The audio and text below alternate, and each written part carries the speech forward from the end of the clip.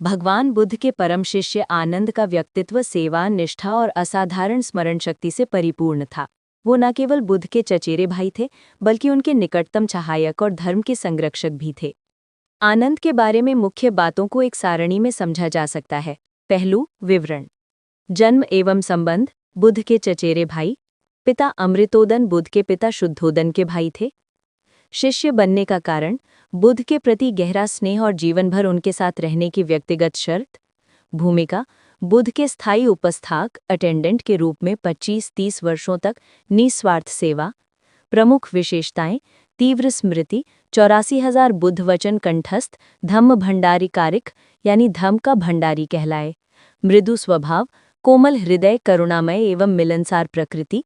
धर्मकुशल, बुद्ध के संक्षिप्त उपदेशों की सरल व्याख्या करने में निपुण। ऐतिहासिक योगदान, भिक्षुणी संघ की स्थापना, महाप्रजापति गौतमी सहित स्त्रियों को संघ में प्रवेश दिलवाया। प्रथम संगीति सभा, बुद्ध के उपदेशों का स्मरण करवाकर धर्म संग्रह में निर्णायक भूमिका। आनंद का विस्तृत जीवन परिचय। आनंद का जन्म शाक्य वंश में हुआ था और वे बुद्ध के लगभग समवयस्क थे। बुद्ध के ज्ञान प्राप्ति के दूसरे वर्ष जब वे अपने गृहनगर कपिलवस्तु के पास उपदेश दे रहे थे, तब आनंद सहित कई अन्य शाक्य कुमारों ने उनके हाथों प्रवज्जा यानी दीक्षा ग्रहण की।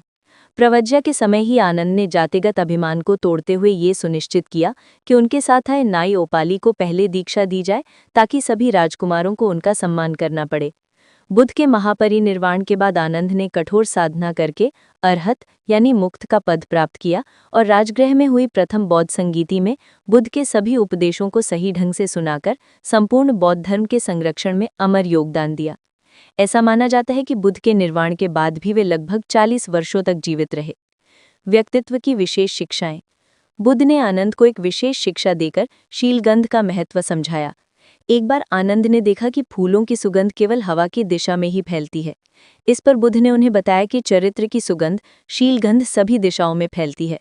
जो व्यक्ति हिंसा, झूठ, चोरी आदि से दूर रहकर सदाचार का पालन करता है, उसकी यह सुगंध संपूर्ण समाज में फैलती है और लोग उसका सम्मान करते हैं। आनंद के जीवन की कुछ महत्वपूर्ण और रोचक घटनाएं इस प्रकार हैं। आनंद और स्त्रियों की दीक्षा।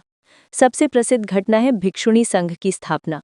बुद्ध के मौसी महाप्रजापति गौतमी ने 500 शाक्य स्त्रियों के साथ संघ में प्रवेश की इच्छा व्यक्त की, परंतु बुद्ध ने आरंभ में मना कर दिया। आनंद ने बुद्ध से 3 बार निवेदन किया और अंततः ये तर्क दिया, क्या स्त्रियां भी आध्यात्मिक साधना करके निर्वाण प्राप्त कर सकती हैं?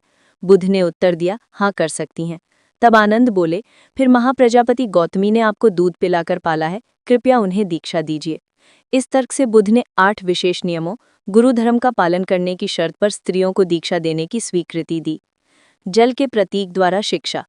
एक बार आनंद ने बुद्ध से पूछा कि भिक्षुओं का आपस में कैसा व्यवहार होना चाहिए। बुद्ध ने एक उदाहरण देकर समझाया, जैसे थोड़ा जल थोड़े जल में मिलकर एक हो जाता है, वैसे ही भिक्षुओं का हृदय एक दूसरे में मिल जाना चाहिए। इससे आनंद ने समझा कि संघ की एकता के लिए परस्पर प्रेम और सद्भाव आवश्यक है। मारा के प्रलोभन का प्रतिरोध। बुद्ध के निर्वाण के बाद जब आनंद अभी तक अरहत नहीं बने थे, तब मारा यानी बुराई का प्रतीक ने उन्हें विचलित करने का प्रयास किया। मारा ने कहा, आप बूढ़े हो गए हैं, सांसारिक सुख भोग लो। आनंद ने दृढ़तापूर्वक उत्तर दिया, मेरा मन विमुक्त है, तुम्हारे बंधनों से मुक्त है।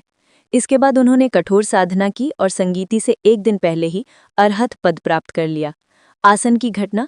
एक बार आनंद ने बुद्ध के आसन को साफ करने से पहले ही एक बूढ़े भिक्षु ने वो आसन ले लिया। आनंद ने कोई विवाद नहीं किया और शांति से दूसरा आसन लगा दिया। इससे उनकी विनम्रता और धैर्य का पता चलता है। प्रथम संगीति में भूमिका। बुद्ध के निर्वाण के 3 महीने बाद आयोजित प्रथम संगीति में आनंद की भूमिका अत्यंत महत्वपूर्ण थी। उन्होंने 84,000 धर्म शिक्षाओं को पूरी शुद्धता के साथ सुनाया। हर उपदेश को इस प्रकार प्रस्तुत किया, एवं मया सुतम यानी मैंने ऐसा सुना, और सभी श्रोताओं ने उनकी स्मरण शक्ति की प्रशंसा की।